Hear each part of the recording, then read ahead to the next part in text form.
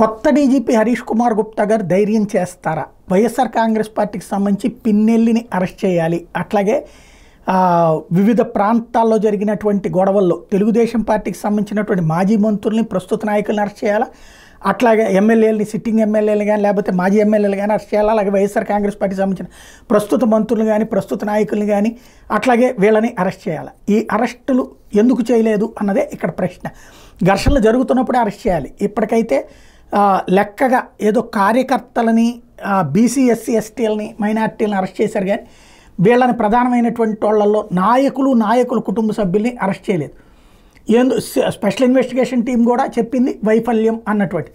కాబట్టి ఇప్పటికైనా అరెస్టులు చేస్తారు. ఇప్పుడు వాస్తవంగా ఈ టైంలో అరెస్ట్ చేస్తే కౌంటింగ్కి ముందు పోలీస్ అంతా దీని మీదనే మోహరించాల్సి వస్తుంది అని భయపడుతున్నారు అన్నటువంటి మాట చెప్తున్నారు.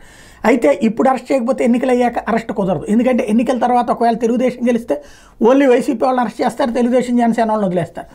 అదే వైసీపీ గెలిస్తే తెలుగుదేశం జనసేన వాళ్ళని అరెస్ట్ చేస్తారు, వైసీపీ వాళ్ళని వదిలేస్తారు. కాబట్టి గెస్తే ఇప్పుడే చేయాలి. నిష్పాక్షికంగా ఉండాలి అంటే అది జరగాలి. చేస్తారా లేదా చూడాలి.